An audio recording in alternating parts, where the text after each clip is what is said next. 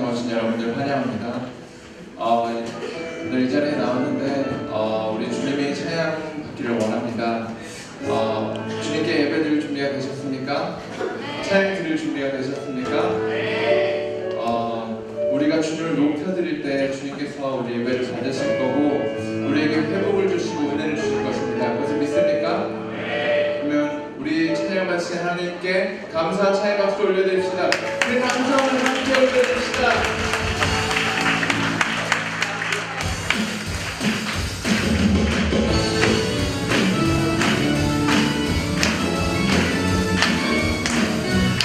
함께 찬양합시다.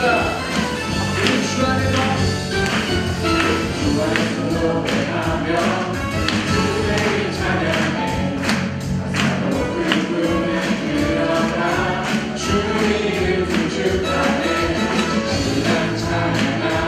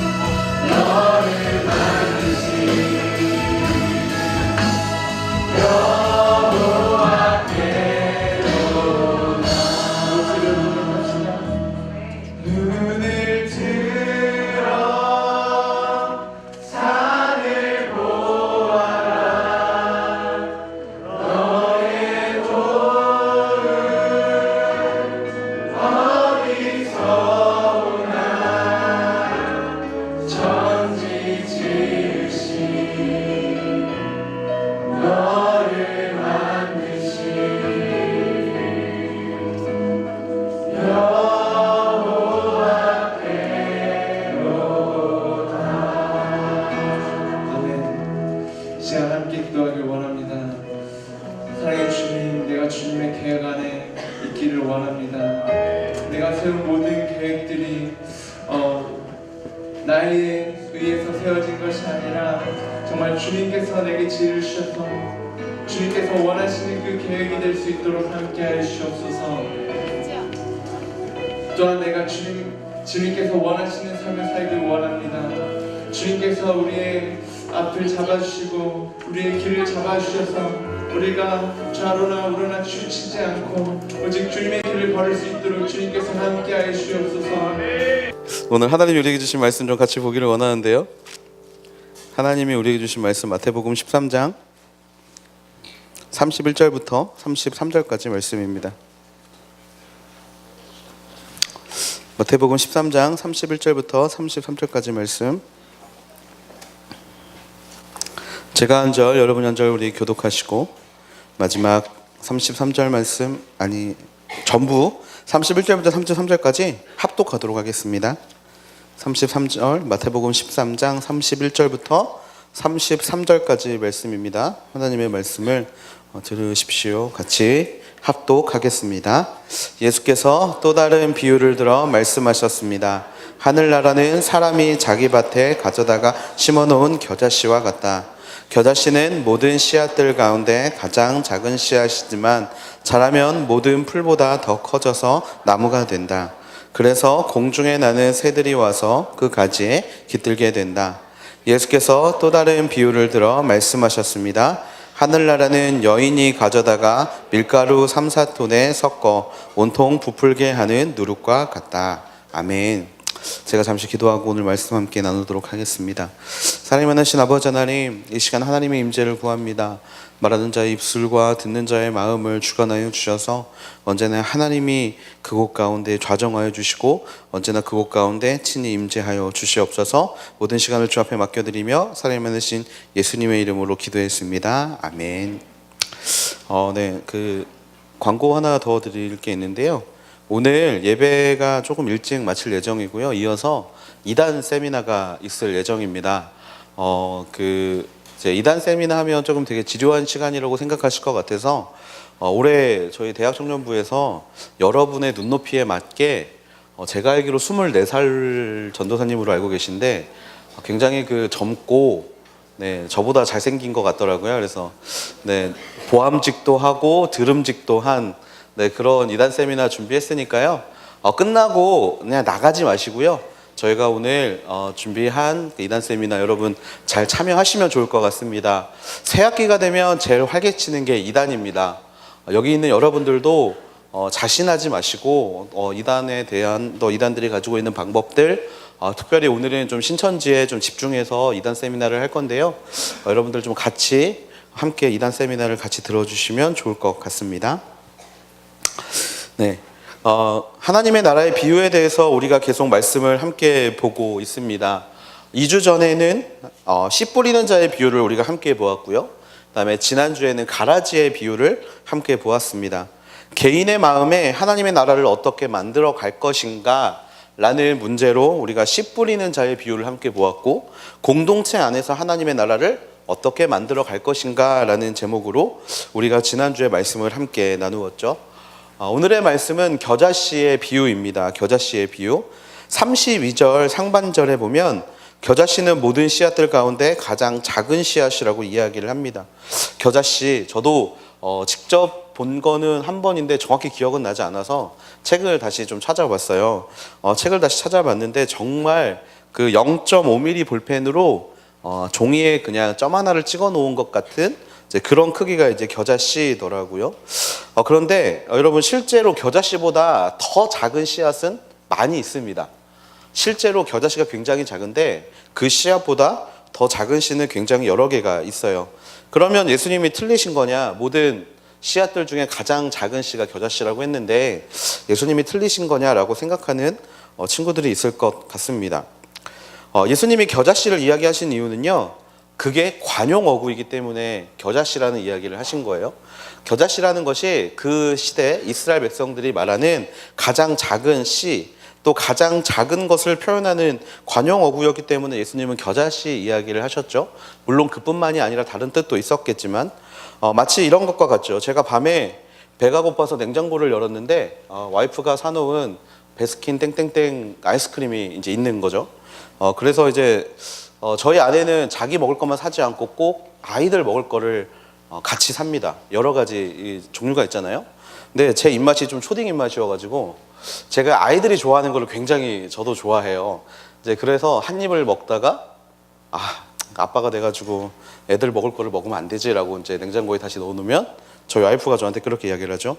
야, 먹을 게 없어서 애들 걸 먹냐? 그러면 이제 저도 와이프한테 이렇게 이야기를 하죠. 아니, 야, 눈곱만큼 먹었어. 눈곱만큼.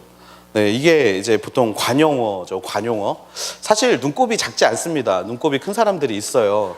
보면 이렇게 아침에 보면 이제 정말 눈 옆에 혹 달린 것 같이 이렇게 좀 껴있는 친구들이 있는데 우리는 그거를 일일이 따지지 않지 않습니까? 그냥 눈곱만큼 그러면 작은 거구나라고 이야기를 하죠. 마찬가지로 이스라엘 그 당시에 가장 작은 것, 겨자씨가 가장 작은 것이라는 것을 예수님은 이야기를 하고 싶으셨어요. 예수님은 그래서 이스라엘 백성들에게 이제 겨자씨 비유를 이야기하셨다라는 겁니다. 우리가 주목해 보아야 될 것이 있는데요. 무엇이냐면 겨자씨도 씨라는 겁니다. 크기에 상관없이 겨자씨도 마찬가지로 씨라는 거죠. 우리가 3주 동안 봐오고 있는 말씀들이 전부 무엇에 대한 말씀이냐? 다시 한번 되돌아보면요. 씨 뿌리는 자의 비유, 또 가라지, 좋은 씨와 가라지의 비유, 그 다음에 겨자씨의 비유, 모든 것이 씨로 통하고 있다는 것을 발견하게 됩니다. 그렇다면 우리는 성경의 흐름을 읽어야 하죠. 왜 하필 씨인가? 겨자씨, 작은 것까지는 이제 이해를 했는데 왜 하필 씨인가? 씨 안에는 무궁무진한 가능성이 있기 때문에 그렇습니다. 예수님이 하나님 나라를 씨로 표현하신 이유는요, 그 씨 안에 있는 가능성 때문이라는 것이죠. 양재성전 섬기고 계시는 이상준 목사님이 이 씨앗이라는 것에 대한 영성의 이야기를 해주셨는데 뭐라고 이야기하셨냐면 하나님은 천지 만물 모든 것을 씨앗의 원리로 창조하셨다라고 이야기를 하시는 것을 제가 설교 시간에 굉장히 감명 깊게 들은 기억이 있습니다. 세상의 만물을 씨앗의 원리로 창조하셨다. 여러분, 씨앗은 어떻죠? 겉보기에는 아무것도 아닌 것처럼 보이지만 그 안에는 무엇이든 될 수 있는 가능성을 가지고 있는 게 바로 씨앗입니다. 하나님이 이 세상을 만드실 때 우리 모두에게 이 씨앗의 가능성을 허락하셨다라는 거죠. 눈에 보이기엔 작은 씨앗이지만 그 씨앗이 자라면, 장성하면 정말 그 과거는 돌이킬 필요도 없이 우리가 감당하지 못할 정도로 엄청난 사이즈로 자라난다라는 것이죠. 성경은 그런 믿음의 씨앗이 심겼을 때 세상을 바꾸고 자기 삶의 자리를 바꾼 수많은 사람들의 이야기가 적혀 있는 책입니다. 그리고 그들이 그렇게 할 수 있었던 이유는요, 그들이 능력이 많아서, 그들이 달란트가 많아서가 아니라 하나님이 그 마음 가운데 씨앗을 뿌려 주셨기 때문이라는 것이죠. 하나님의 나라가 이와 같은 줄로 믿습니다. 예수님의 복음이 이와 같습니다. 보기엔 작게 보이지만 그 안에는 우리가 상상하는 것 이상으로 정말 우리가 감당하지 못할 만한 놀라운 능력의 역사가, 놀라운 생명력이 들어있다라는 것이죠. 그런데 우리는 이 가능성을 잘 보지 못하고 살고 있습니다. 여러분, 복음의 능력을 믿으십니까? 아멘?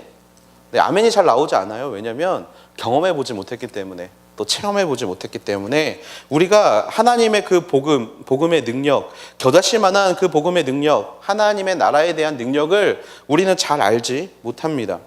가능성을 보지 못하니까요, 더 잘할 수 있는데 더 잘할 수 있는데 중간에서 그 성장을 방해하는 게 우리의 모습이기도 하고요. 또 더 커질 수 있는데 그 가능성을 제거해버리는 게 우리의 모습이기도 합니다. 어떤 사람들은 아예 심지 않아 버리는 사람들도 있죠. 하나님은요, 우리가 그 겨자씨 안에 있는 가능성을 바라보기를 원하십니다.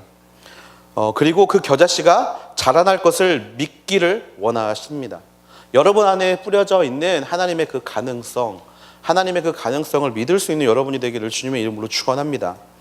우리가 이 가능성을 이해하기 위해서 또 하나 알아야 될 것이 하나 있는데 그것이 무엇이냐면 보통 씨앗들은 불량 씨앗들이 있어요. 여러분들이 원예사에서 씨앗을 사가지고 뿌려보면요, 어떤 것은 자라기도 하는데 어떤 것은 자라지 않을 때가 있습니다. 불량품이 있어요. 그런데 하나님 나라의 씨앗은요, 복음의 씨앗은요, 심으면 심는 족족, 열매가 자라고요. 나무가 자라고요. 그 나무들이 우리가 감당할 수 없을 만큼 커다란 나무로 자라난다라는 겁니다. 누구도 불량품이 없습니다. 우리 마음 가운데 뿌려진 복음의 씨앗은요, 단 하나도 불량품이 없다라는 것을 기억하셔야 합니다. 우리 모두가 반드시 나무로 자라날 수 있습니다. 복음의 나무로. 우리 마음에 하나님은 씨앗을 뿌리셨고 그 씨앗은 100% 열매 맺는 씨앗입니다. 그래서 여러분들이 그것들을 먼저 기억하고 저를 따라서 함께 외쳐보면 좋을 것 같습니다. 함께 따라서 외쳐보죠. 복음을 과소평가하지 말자. 복음을 과소평가하지 말자. 우리는 복음을, 하나님의 나라를 너무나 과소평가할 때가 많아요. 잘하지 못할 거라고 생각한 때가 많습니다. 하루하루 전쟁과 같은 시간, 너무나 바쁜 시간, 너무나 정신없는 시간을 보내고 있는데 복음에 대해서 생각할 때가 언제냐? 과연 복음에 대해서 생각하는 게 우리 인생에 어떤 도움이 되겠느냐라는 말로 우리는 스스로 복음에 대해서 큰 기대를 하지 않습니다. 하지만 그거는요, 분명히 복음의 생명력을 과소평가하는 일이 됩니다. 복음에는 생명력이 있습니다. 하나님의 나라는 지금도 여러분의 마음 가운데 자라고 있고요. 하나님의 나라는 여러분이 서 있는 자리 가운데 지금도 자라나고 있음을 믿습니다. 여러분이 살고 있는 이 나라를 저는 여러분에게 증거로 제시하고 싶습니다. 없는 교회, 정말 이 나라는 현재 너무나 많은 교계의 비판을 받고 있고 사회의 비판을 받고 있고 많은 사람들이 손가락질하는 교회로 전락해 버렸을지는 모르겠지만요, 하나님의 나라는요 결단코 그런 것들에 꺾이지 않고 지금도 자라나고 있는 줄로 믿습니다. 세계에서 이만큼 하나님을 많이 믿는 나라가 또 어느 나라가 있겠습니까? 여러분, 살고 있는 이 한국이란 나라는요 그렇게 잘 사는 나라가 아니었습니다. 여러분이 살고 있는 이 나라는요 70년대까지만 해도, 물론 저도 살아보지 않았지만 70년대만 하더라도요 굉장히 후진국이었어요. 여러분, 베트남이랑 인도네시아에 이민 가려고 하시면 가시겠습니까? 안 갈 거예요. 왜? 우리나라보다 잘 살지 못하는 나라이기 때문에. 하지만요 그 시대에는요 베트남과 인도네시아가 우리나라보다 더 잘 사는 나라였습니다. 그런데 이 나라가 어떻게 이렇게 풍족해졌는가? 어떻게 풍족해졌는가? 하나님의 복음이 이 땅 가운데 뿌려지는 시기와 그 궤가 같이 하고 있다라는 겁니다. 70년대 우리나라의 교회는 폭발적으로 성장했습니다. 폭발적으로 성장했습니다. 어떤 한 사람의 잘해서가 아니라요, 모든 민족이 하나님께 부르짖었고 모든 민족이 하나님을 바라보는 역사를 함께 공유했죠. 그와 동시에 하나님은 분명히 이 땅 가운데 축복을 물붓듯이 부어주셨습니다. 그런데 이 나라는요 처음부터 하나님을 믿는 나라가 아니었다라는 것이 중요합니다. 우리나라는 불교 국가였죠. 불교 국가. 그리고 또 유학이라는 것이 들어와서 유교라는 이름으로 이 나라의 통치 이념이 돼서 많은 사람들이 육아의 영향을 받게 되는 나라가 우리나라였습니다. 그럼 이 땅에 무슨 일이 일어난 겁니까? 이 땅에 정말 불교가 지배하고 육아 사상이 지배하는 이 땅 가운데 무슨 일이 벌어진 겁니까? 조선 땅에 선교사들이 와서 복음을 뿌린 겁니다. 조선 땅에 선교사들이 찾아와서 이 땅에 복음을 뿌렸어요. 그런데 그들이 복음을 뿌린 사람은 왕들이 아니었습니다. 권위자들이 아니었어요. 권력을 가지고 있는 사람들이 아니었고 나라의 통치 이념으로 우리가 믿고 있는 하나님을 전한 게 아니었다라는 겁니다. 그들이 복음을 전한 대상은 누구냐면 항상 굶주리면서 살았던 동네 아이들, 남편을 잃어버리고 과부로 살아가고 있던 여자들, 농사를 지으며 살던 농민, 첩의 자식으로 세상 가운데 인정받지 못하고 살던 사람들, 천민으로 분류되어서 지나가는 사람들이 정말 그들을 바라볼 때 손가락질했던 사람들, 그들에게 복음이 들어갑니다. 그들에게 복음이 들어갔다는 사실은요 그 어떤 역사책에도 나타나지 않습니다. 왜? 그 일은 너무나 작은 일이었기 때문에, 그 일은 너무나 작아서 사람들조차 기억하지 못하는 일이었기 때문에 그 일들은 그 어떤 문헌에서도 찾아보지 못합니다. 다만 선교사들의 편지에 한 줄 언급되어 있을 뿐이죠. 하지만 그 정말 그 너무나 작았던 사건들이요, 그 영향력이 하나도 없는 것처럼 보이는 사건이 그때 시작이 되어서 지금 이 땅 가운데 1000만 그리스도인이 되었다라는 것입니다. 그게 바로 겨자씨에서 시작해서 나무를 이뤄가시는 하나님의 방법인 줄로 믿습니다. 거기서 그치지 않습니다. 교회는 지금도 성장하고 있습니다. 복음을 구걸하던 나라에서 이제 우리는 복음을 전하는 나라가 되었습니다. 여러분, 지도를 펴보시고 여러분이 아는 나라를 다 한번 찾아보십시오. 그 나라 중에 선교사가 들어가지 않은 나라가 없습니다. 우리 교회만 해도요, 지금 917명의 선교사님이 열심히 복음을 전하고 계시죠. 일본, 중국, 미국, 유럽, 남미, 아프리카 어디 할 것 없이 선교사님이 들어가서 복음을 전하는 나라가 되었다라는 겁니다. 중국인은요 3명만 모이면 식당을 만든다고 합니다. 하지만 한국 사람들은요 3명만 모이면요 교회를 짓는다라고 해요. 왜 그런 일이 일어났겠습니까? 바로 선교사들이 이 땅 가운데 뿌렸던 그 겨자씨 하나할 만한 믿음, 바로 그 믿음이 자라서 지금 우리가 살고 있는 이 세상을 구성하고 지금 우리가 살고 있는 이 세상 가운데 예수 그리스도를 증거하는 일에 최선을 다하며 살아가는 하나님의 자녀로 그 겨자씨가 역할을 하고 있다라는 것입니다. 작은 것이 거대한 나무로 변하는 것, 정말 그 작은 말 한마디, 예수 그리스도를 믿으라라는 그 말 한마디가 이 땅 가운데 뿌려졌기 때문에 우리는 지금 하나님이 이뤄가신 놀라운 나무 아래에서, 너무나 거대한 신앙의 나무 아래에서 살아가는 사람이 되었다라는 것입니다. 여러분은 지금 보고 계시다라는 거예요. 하나님의 나라가 어떻게 작용하고 있고 하나님의 나라가 어떻게 역사하고 있는지를 여러분은 지금 살아가는 삶을 통해 바라보고 계시다라는 것입니다. 주님이 가르쳐 주신 것은요 결코 틀리는 것이 없습니다. 여러분 지금 잠시 교회가 세상 가운데 역할을 하지 못하는 것 같고, 여러분의 마음 가운데 하나님의 나라가 사라져버린 것 같고, 복음이 더 이상 우리의 인생 가운데 영향력을 미치지 못하는 것 같은 상황을 여러분이 살고 계시다고 하더라도요 하나님의 진리는 결코 무너지지 않습니다. 지금도 여러분의 마음에서 하나님의 나라는 싹을 트고 있고요, 복음은 지금도 여러분의 마음 가운데 작용하고 있는 줄로 믿습니다. 사도행전 초대교회가 시작되고 제일 처음 시작된 것은 박해였습니다. 믿는 사람들이 수천 명이 모여서 교회를 이루었어요. 그렇다면 그 교회는 영향력이 있어야 하고 그 교회는 무언가 좋은 모습들이 있어야 합니다. 그런데 제일 처음 그들에게 찾아온 것은 무엇이었냐면 박해였다는 것을 기억하십시오. 세상은 그것들을 꺾어버리려고 노력합니다. 세상은 그렇게 자라는 나무를 꺾어버리려고 노력해요. 스데반의 박해가 시작됩니다. 그로 인해 교회가 흩어집니다. 방방곡곡으로 사람이 흩어져요. 하지만 그들이 그곳 가운데 전한 것이 무엇입니까? 그 땅 가운데 또 복음의 씨앗을 뿌립니다. 자라날 것을 믿으며 또 복음의 씨앗을 뿌립니다. 그 결과 어떻게 됩니까? 온 유럽이 하나님을 믿게 되는 놀라운 역사를 경험할 수 있게 되었다라는 겁니다. 바나바와 바울이 같이 전도 여행을 다니다가 뜻이 맞지 않아서 서로 갈라서게 됩니다. 사람들은요 역시 교회 안에 사랑이 넘친다고 하는데 각자 소견에 옳은 대로 행하는 것이 교회 아니냐라고 비판할지 모르겠습니다. 하지만 바나바와 바울의 길이 갈라짐과 동시에 서로 각기 다른 방향으로 복음이 전파됩니다. 우리나라에 성경을 전하지 못하고 배에서 성경을 던지고 그냥 죽은 토마스 선교사 때문에 우리나라에서는 그 성경 때문에 복음이 들어오게 되었고요, 수많은 이교도의 나라들이 우리의 신앙을 핍박하면서 무너뜨리려고 발버둥 쳐도 우리의 교회는 결코 죽지 않았습니다. 마찬가지로 지금도 이단은 끊임없이 우리를 무너뜨리려고 노력합니다. 끊임없이 우리를 넘어뜨리려고 하고요, 끊임없이 우리 안에 있는 소망의 이유를 갉아먹으려고 합니다. 하지만 교회는 무너집니까? 아니요. 교회는 결코 무너지지 않습니다. 그게 겨자씨 안에 있는 하나님의 놀라운 법칙이라는 겁니다. 여러분 마음 가운데 복음이 있다면요, 예수 그리스도가 여러분을 위해 십자가에 달려 돌아가시고 여러분을 그 구원의 길로 인도하신다라는 그 복음의 진리가 여러분 안에 있다면 여러분은 결코 넘어지지 않는 사람이 될 줄로 믿습니다. 여러분의 마음 가운데는 하나님의 나라가 자라고 있습니다. 그것을 믿는 믿음이 우리 안에 있어야 한다라는 것이죠. 하나님의 나라에는요 이 가능성이 있습니다. 어떻게 얼마나 자랄지는 아무도 모릅니다.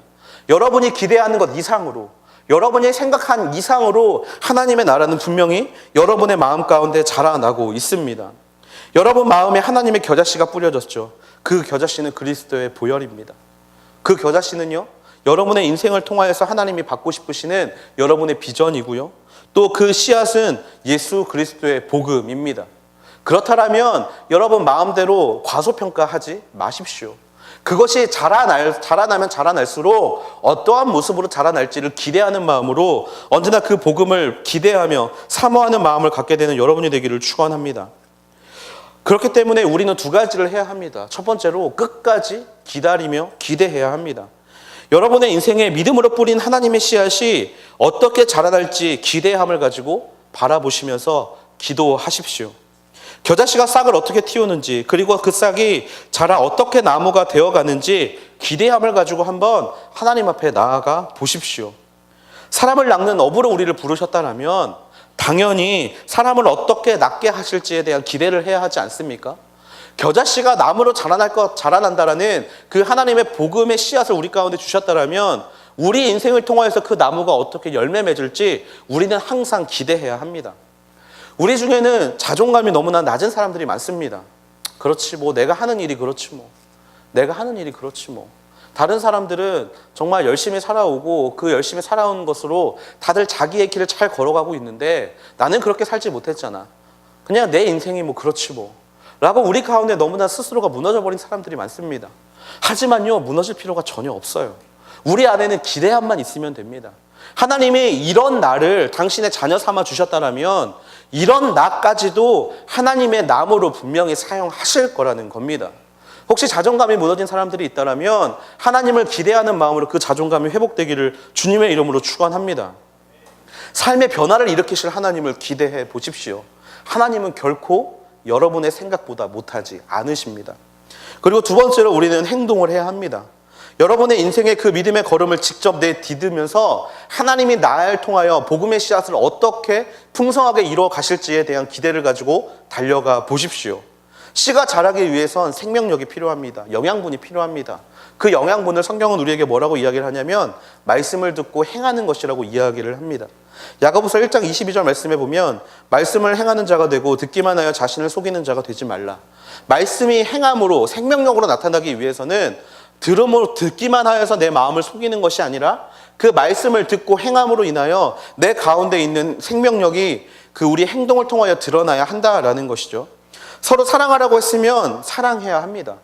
연약한 자를 돌보라고 했으면 돌봐야 합니다. 지극히 작은 자 하나를 대할 때 나를 대하듯이 하라고 했으면 그대로 살아가 보아야 한다라는 거예요. 그때 씨가 자라나게 됩니다. 바울, 겨자씨만한 사람이었습니다. 아무도 주목하지 않는 사람이었죠. 하지만 그 바울이 유럽으로 타고 갔던 배, 결국에는요 그 배 안에는 뭐가 담겨 있었냐면 유럽에 전해지는 하나님의 복음이 담겨 있었습니다. 그것이 언제 발현이 됩니까? 바울이 배를 타고 유럽으로 갔을 때 비로소 그것이 작용하게 됐다라는 것이죠. 언제까지 가만히 앉아서 그 복음의 씨앗이 스스로 자라나기를 기대하시겠습니까? 여러분이 움직이셔야 합니다. 여러분이 달려가셔야 합니다. 그 말씀의 씨앗이 자라날 수 있도록 여러분이 그 말씀의 씨앗에 생명력을 불어 넣어 주어야 합니다. 그것을 행하는 것이 무엇이다? 말씀을 행하는 것이다. 말씀대로 살아가는 것이다. 겨자씨의 기적이 일어난다면 처음에 미미하고 형편없어 보일지 모르겠지만 여러분의 행동, 여러분의 생명력이 그 안에 들어갔을 때 하나님이 그것을 분명히 나무로 바꿔 가신다라는 거죠. 특별히 여러분을 권면하게 되기를 소망합니다. 하나님의 나라, 주의 복음을 전하는 일에 최선을 다하는 하나님의 귀한 자녀가 되기를 주님의 이름으로 축원합니다. 작은 불꽃 하나가 어떻게 큰 불이 되는지, 겨자씨가 어떻게 큰 나무가 되는지 가장 잘 볼 수 있는 자리, 그것이 바로 복음의 자리라는 것이죠. 여러분, 복음 전하는 일을 게으르지 않게 되기를 주님의 이름으로 축원합니다. 여러분, 생명력은 거기에서부터 흘러나오는 거예요. 성경을요 한마디로 압축하면요 요한복음 3장 16절이 됩니다. 하나님이 세상을 이처럼 사랑하사 독생자를 우리에게 주셨으니 이는 그를 믿는 자마다 멸망하지 않고 영생을 얻게 하려 하심이라. 여러분, 그 말씀에 담겨 있는 게 무엇입니까? 복음입니다. 복음. 그것이 자라나기 위해서는 무엇을 해야 하느냐? 복음이 세상 가운데 뿌려져야 한다라는 거예요. 하나님이요 다른 사람들에게 그 복음을 뿌리는 일에 정말 하나님이 스스로가 나타나서 그들을 하나님을 믿게 하실 수 있습니다. 하지만 하나님은 그렇게 하지 않으세요. 왜? 그 복음을 증거하는 나무가 자라나는 영광스러운 자리 가운데 저와 여러분이 있기를 하나님은 바라고 계시다라는 겁니다. 그렇다면 우리가 해야 할 일은 확실합니다. 우리의 삶 자체가 복음을 위한 삶이 되어야 한다라는 겁니다. 복음을 전하는 삶, 그것이야말로 우리 안에 있는 씨앗이 나무로 자라나게 하는 줄로 믿습니다. 그 복음을 전하는 일에 정말 게으르지 않게 되기를 바랍니다. 소홀하지 않게 되기를 바랍니다. 그런 사람만이 나무를 볼 수 있다라는 겁니다. 그리고 두 번째로 씨는 남을 이롭게 하는 도구입니다. 32절 말씀을 같이 보면 좋겠는데요. 32절 말씀 같이 한번 읽어보겠습니다. 시작. 겨자씨는 모든 씨앗들 가운데 가장 작은 씨앗이지만 자라면 모든 풀보다 더 커져서 나무가 된다. 그래서 공중에 나는 새들이 와서 그 가지에 깃들게 된다. 아멘. 이 겨자씨, 씨는요, 나보다 남을 이롭게 하는 도구입니다. 겨자씨가 자라서 이루는 것이 무엇이냐면 나무입니다. 나무. 이 나무에 대한 속성을 가장 잘 나타내준 책이 하나 있는데, 아낌없이 주는 나무라는 책, 여러분 어렸을 때 한 번쯤은 읽어보셨을 거라고 생각됩니다. 나무의 모든 것은요, 나를 위한 것이 하나도 없습니다. 나무라는 존재는요, 너무나 이타적인 존재고요, 너무나 다른 존재들을 위해서 자신을 스스로 내어주는 존재입니다. 나무는 뿌리가 깊으면 깊을수록 흙을 비옥하게 합니다. 흙이 비옥하게 되면 다른 식물들이 잘 자라는 도구가 거름이 되죠. 또 나무는요, 자라면 다른 존재들이 와서 쉴 수 있는 공간을 마련해 주는 존재가 됩니다. 또 나무는 잎이 무성해지면요, 사람들이 살아갈 만한 그 공기의 질을 바꾸어 주고요, 열매가 맺히면 그 열매를 기꺼이 다른 존재에게 제공해 주는 게 나무입니다. 그리고 마지막으로 자신의 몸을 희생해서 인간이 필요한 어떤 도구로 변화시켜 주는 게 바로 이 나무라는 존재죠. 사실 사람은요, 나무처럼 살지 못합니다.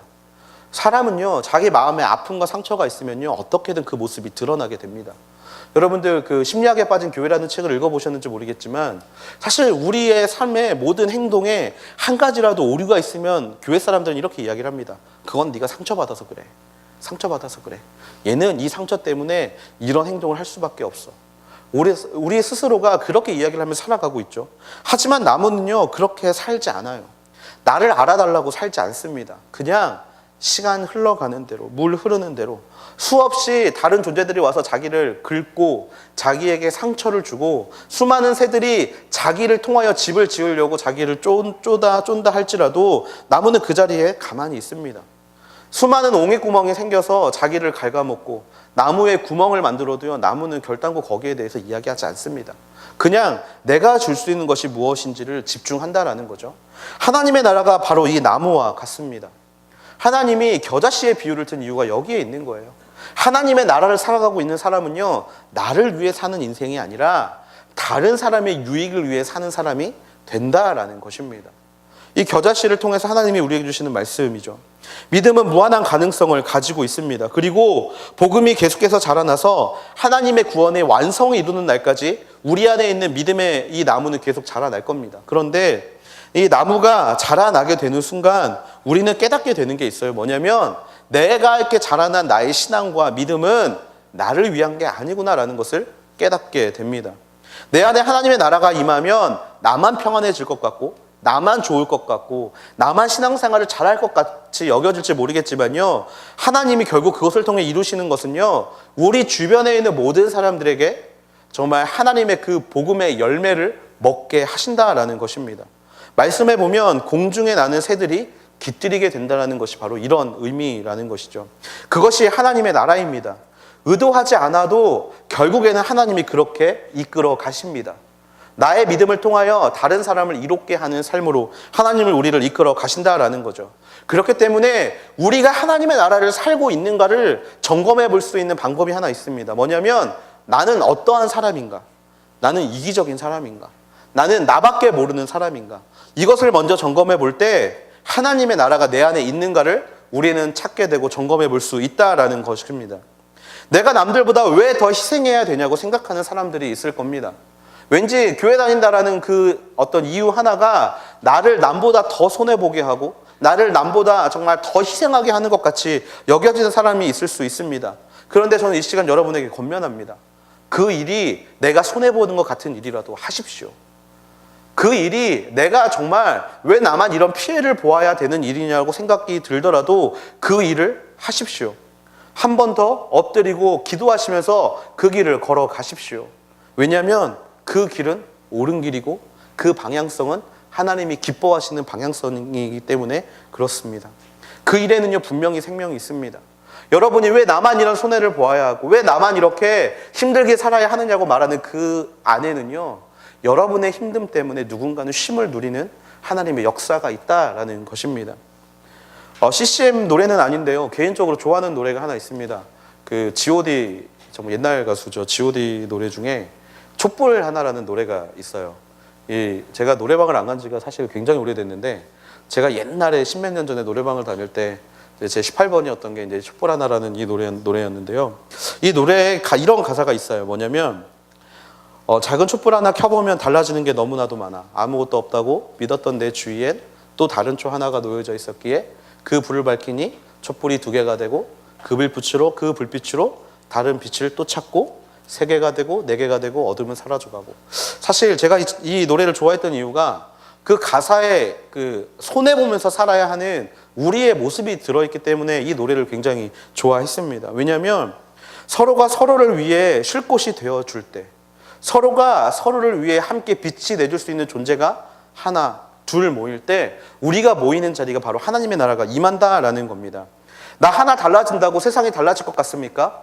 나 하나 바뀐다고, 나 하나 착하게 산다고, 나 하나 손해보면서 살아간다고 세상이 달라질 것 같진 않아 보입니다. 하지만 그 달라진 1명이 2명이 되고 그 2명이 또 3명이 되고 또 그 사람들이 모일 때 그 사람들이 모인 공간 자체가 모든 새들이 와서 쉴 수 있는, 또 서로 지쳤을 때 서로 쉼이 되어줄 수 있는 그런 하나님의 나라가 그런 자리가 된다라는 것입니다. 서로가 서로를 위해 쉴 곳이 되어주고 서로가 깃들 수 있는 나무가 되어줄 때 그 사람이 속해 있는 곳이 바로 하나님의 나라가 될 수 있다라는 것이죠. 그래서 왜 나 혼자만, 왜 나만 이렇게 살아야 하느냐는 질문을 하나님 앞에 내어드리기 이전에 나 같은 사람을 위해서, 나와 같은 사람이 모여서 하나님의 나라를 이루어 가야겠다라는 확신이 우리 안에 있어야 한다라는 것입니다. 하나님은 모든 사람이 서로를 이롭게 해가며 살아갈 때 서로에게 나무가 되어주고 또 서로의 버팀목이 되어줄 때 하나님은 그 인생을 통하여 분명한 하나님의 나라를 준비하고 계시는 줄로 믿습니다. 저는 우리 하늘대학교 모든 지체들이 내가 손해보는 인생들이 되기를 주님의 이름으로 축원합니다. 여러분 생각해 보십시오. 내가 손해본다라고 여기에 앉아있는 300명의 지체들이 다 내가 손해본다라고 생각해 보십시오. 그러면 누가 이익을 보고 있는 겁니까? 하나님이 이익을 보고 계시는 겁니다. 우리가 손해본다라고 나아갈 때 우리의 섬김을 통하여서 하나님의 나라가 확장되어져 가고 있고요. 우리가 무언가 섬긴다라고 이야기를 할 때 그 섬김을 통하여서 하나님의 역사가 분명히 이 땅 가운데 이루어지고 있다는 사실을 기억하게 되는 저와 여러분이 되기를 주님의 이름으로 축원합니다. 33절을 읽으면서 말씀을 마무리하려고 합니다. 예수께서 또 다른 비유를 들어 말씀하셨습니다. 하늘나라는 여인이 가져다가 밀가루 3-4톤에 섞어 온통 부풀게 하는 누룩과 같다. 이 33절 말씀에는요, 하나님의 나라를, 또 하나님의 나라를 이루어가고 있는 그 겨자씨만한 하나님의 믿음, 그 씨앗을 가지고 하나님의 나라를 만들어가고 있는 사람들에게 주시는 하나님의 권면이 있습니다. 결국 천국은 누가 만들어가야 하는 것인가에 대한 대답이죠. 천국은요, 저 사람이 만들어가는 게 아닙니다. 천국은요, 제가 만들어가는 것도 아니고요. 천국은 여러분의 믿음의 신앙의 선배들이 만들어 놓은 것도 아닙니다. 결국에 그 천국을 만들어가는 것은 누구냐? 바로 내가 되어야 할 줄로 믿습니다. 여러분은 하나님의 부름받은 사람으로서 개인과 공동체 가운데 하나님을 증거해야 될 책임을 가지고 있는 사람인 줄로 믿습니다. 여러분, 밀가루 3-4톤, 어떤 사람은 이 3-4톤에 집중하는 사람이 있어요. 이게 도대체 얼마만큼의 부피냐? 여러분, 그거에 집중하지 마세요. 그만큼 많다라는 겁니다. 많은 밀가루 가운데 누룩이 들어가요. 그런데 여러분, 누룩의 숫자는요, 밀가루만큼 되지 않습니다. 누룩의 무게는요, 밀가루만큼 되지 않고요. 누룩의 가치는요, 또한 밀가루처럼 되지 않습니다. 그런데 재미있는 거는요, 그 밀가루 3-4톤에 들어가는 누룩은요, 결탄코 밀가루보다 더 뛰어나고 더 많지 못하지만 결국에 그 빵을 부풀리는 것은 누룩이라는 사실입니다. 여러분이 이 누룩이 되어야 할 줄로 믿습니다. 정말 우리 한 사람 한 사람이 이 누룩으로서 밀가루 같은 세상 가운데 하나님의 나라를 증거해야 될 줄로 믿습니다. 여러분 한 사람이 그래서 귀합니다. 그래서 여러분 한 사람이 복음에 대해 헌신해야 합니다. 여러분은 누룩으로서 이 땅 가운데 부르심을 받은 사람들이고요. 그 누룩으로서의 가치를 감당해야 될 사람인 줄로 믿습니다. 세상이 어둡다고 하고, 세상에 소망이 없다라고 하고, 세상의 모든 교회가 힘이 없다라고 이야기를 하고, 그렇게 말하는 그 자리에 동참하는 인생이 되지 마시고, 그럼에도 불구하고 내 안에 자라나고 있는 하나님의 이 씨앗, 하나님 나라의 이 씨앗을 내가 그 죽어가고 있는 교회, 하지만 그 안에 있는 생명력이 되어서 그 교회를 부풀릴 수 있는 저와 여러분이 되기를 주님의 이름으로 축원합니다. 숫자는 적을지 모르겠습니다. 그렇게 하나님의 나라를 바라고 살아가는 우리의 숫자는 적을지 모르겠습니다. 하지만 누룩을 통하여서 밀가루를 부풀어 가시는 하나님께서 저와 여러분을 통해 우리의 모든 자리를 부풀어 가실 줄로 믿습니다. 하나님의 나라는 반드시 이루어지고 있고 또 반드시 우리를 통하여 더욱더 아름답게 열매 맺을 줄로 믿습니다. 여러분의 마음 가운데 있는 그 복음의 씨앗, 그 겨자씨만한 씨앗이 정말 우리가 감당하지 못할 만큼의 아름드리 나무로 자라는 그날까지 믿음의 걸음을 함께 내디딜 수 있는 저와 여러분이 되기를 기도합니다. 삶의 모든 자리 가운데 하나님을 증거하십시오. 여러분이 만나는 모든 사람들 가운데 예수 그리스도의 복음을 증거하십시오. 여러분이 너무나 큰 나무가 되어서 그 나무의 열매를 다른 사람들에게 또한 기꺼이 전해줄 수 있는 하나님의 귀한 자녀가 되십시오. 하나님의 나라는 거기에서부터 시작되는 줄로 믿습니다. 우리 시간에 좀 함께 기도하기를 원하는데요, 우리 시간에 먼저 기도할 때 하나님 앞에 이렇게 기도하기를 원합니다. 하나님, 내 안에 있는 이 복음의 씨앗의 가능성을 믿는 하나님의 거룩한 자녀들 되게 하여 주시옵소서. 아버지 하나님이시여, 분명히 내 안에는 누군가가 뿌려놓은 복음의 씨앗이 있는 줄로 믿습니다. 아버지 하나님이시여, 우리의 부모님이 아니면 우리의 선대가 아니면 내가 아는 어떠한 사람들이 내 마음 가운데 예수 그리스도의 복음을 심어 놓은 줄로 믿습니다. 아버지 하나님이시여, 그 복음이 내 안에 분명히 있고요, 그 복음에 있는 그 어떤 불량품이나 아버지 하나님이시여, 그 어떤 아버지 하나님이시여 자라지 못하는 씨앗이 있지 않습니다. 그 복음의 씨앗은 분명히 내 안에 있습니다. 아버지 하나님이시여, 이 복음의 씨앗을 아버지 하나님이시여 아름답게 꽃 피우는, 아름답게 나무를 변화시킬 수 있는 하나님의 귀한 자녀들이 되게 하여 주시옵소서. 아버지 하나님이시여, 세상은 교회가 죽었다라고 이야기를 하고, 아버지 세상은 교회가 영향력이 없다라고 이야기를 하고, 아버지 하나님이시여 교회 안에 더 이상 생명력이 없다라고 이야기를 합니다. 하지만 아버지 하나님, 우리 안에 자라나고 있는 이 복음의 씨앗, 이 생명의 씨앗, 아버지 이 씨앗으로 말미암아 아버지 교회는 계속해서 성장해 나갈 것을 믿고요, 교회는 계속해서 하나님을 바라보는 믿음의 공동체가 되는 줄로 믿습니다. 아버지 하나님이시여, 그 믿음을 결코 버리지 않는 우리들이 되게 하여 주시옵소서. 하나님의 나라는 이곳 가운데 이루어지고 있다는 믿음을 가지고 언제나 주 앞에 그 하나님의 나라를 간절히 찾고 달려가는 하나님의 귀한 자녀가 되기를 소망합니다. 주여, 우리 마음 가운데 찾아와 주시고 우리 안에 이 복음의 열매가, 복음의 씨앗이 아름답게 드러날 수 있도록 주여 우리의 마음을 붙잡아 주시옵소서. 우리 시간에 함께 주여 한번 부르시고 기도함으로 나아가시겠습니다.